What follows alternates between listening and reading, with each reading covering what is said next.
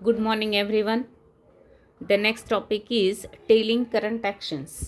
आता telling current actions म्हणजे काय, तर सध्या चालू असलेल्या ॲक्शन्स, घडत असलेल्या गोष्टी. तर त्याचं स्ट्रक्चर कोणतं आहे, तर आपल्याला प्रेझेंट कंटिन्युअस टेन्सचं स्ट्रक्चर यासाठी यूज करायचं आहे.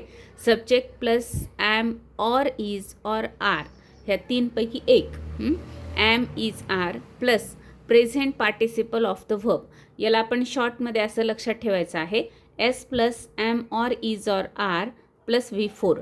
S plus am is are plus V4 हे प्रेझेंट कंटिन्युअस टेन्स, त्याला आपण प्रेझेंट प्रोग्रेसिव्ह टेन्स असंही म्हणतो. प्रोग्रेसिव्ह म्हणजे काय, तर क्रिया चालू आहे, जे ॲक्शन आहे ती आत्ता सध्या घडत आहे, त्यामुळे त्याला आपण प्रेझेंट म्हणतो. सध्या घडत आहे, चालू आहे, म्हणून कंटिन्युअस किंवा प्रोग्रेसिव्ह असं ह्या टेन्सचं नाव आहे. आणि V4 म्हणजे काय आहे, तर व्हर्ब प्लस ING म्हणजे V1 प्लस ING, याला आपण V4 म्हणतो. Present participle of the verb म्हणजे ING form of the verb. जसं की प्ले प्लस INGचं काय होईल, प्लेईंग. ईट प्लस INGचं काय होईल, ईटिंग. मेक प्लस INGचं मेकिंग. तर हे सगळे V1 आहेत plus ING is equal to हे V4 झालेले आहेत. ते V4 form of the verb या ठिकाणी आपल्याला यूज करायचा आहे. तर ॲम इज आरसाठी काय, तर आय सोबत आपण ॲम घेणार आहेत. सिंग्युलर सब्जेक्ट असेल तर आपल्याला इज घ्यायचं आहे, आणि प्लुरल सब्जेक्ट असेल तर आपल्याला आर घ्यायचं आहे. हे लक्षात ठेवायचं आहे.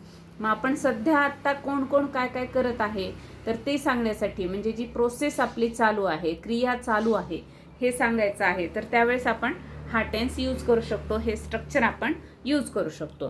जसं की आय ॲम रायटिंग सेंटेन्सेस, म्हणजे मी आत्ता वाक्य लिहित आहे. मी मुद्दाम इथं मराठी पण लिहिलं आहे की आपल्याला हे एक कॉन्सेप्ट क्लिअर होईल, आणि मग आपण असे सेंटेन्सेस प्रिपेअर करू शकतो. I am writing sentences. Soham is studying, Soham अभ्यास करत आहे. Ashu is completing project, Ashu project पूर्ण करत आहे. वी आर लर्निंग इंग्लिश, आम्ही इंग्लिश शिकत आहोत. ते खेळत आहेत. दे आर प्लेईंग, ते खेळत आहेत. तर या ठिकाणी दे हे प्लुरल आहे म्हणून आर घेतले, वी प्लुरल आहे आर घेतलंय, आशू सिंग्युलर आहे इज, सोहमसाठी इज, आणि आयसाठी आपण ॲम यूज केलेला आहे. S plus am is are plus V4, S plus am is are plus V4 या पद्धतीने आपण सेंटेन्सेस याचे प्रिपेअर करू शकतो. आणखी काही सेंटेन्सेस आपण बघूया. मंकीज आर जम्पिंग, माकडे उड्या मारत आहेत. Monkeys are jumping from one tree to another tree, माकडे या झाडावरून किंवा एका झाडावरून दुसऱ्या झाडावर उड्या मारत आहेत. या पद्धतीने थोडं आपण एक्सटेंड पण करू शकतो, मिनिंगफुल पण करू शकतो हे वाक्य. पण आपल्याला करायचे असे आहेत, फॉर्मॅट आपल्याला बदलायचं नाही आहे. सध्या जी क्रिया चालू आहे, मग आपल्याला विचारलं जातं व्हॉट आर यू डुईंग, किंवा आपणही आपल्या मित्रमैत्रिणींना विचारतो की काय करतेयस, तर मग ती सांगते काही नाही, मी गाणे ऐकते, किंवा मी गप्पा मारते, किंवा मी TV बघत आहे. तर I am watching TV serial, I am chatting with my friends, I am eating, I am enjoying my breakfast. तर आपण काय करतो, हे स्ट्रक्चर यातलं मिस करत नाही, हे आपण सोडून देत नाही. S plus am is are plus V4. Father is reading book, mother is helping me in the kitchen. या पद्धतीने सेंटेन्सेस आपले तयार होतील.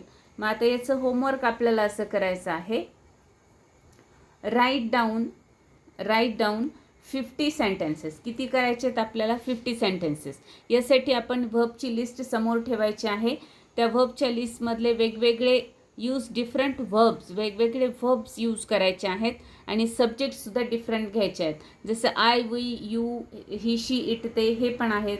याशिवाय फ्रेंड्स रिलेटिव्हची नावं आहेत, किंवा बर्ड्स ॲनिमल्स ही नावं आपण घेऊ शकतो. आणि व्हर्ब्स पण त्या पद्धतीने त्याला जे सूट होतील, जे अनुसरून त्याला व्हर्ब्स आपण घेऊ शकतो.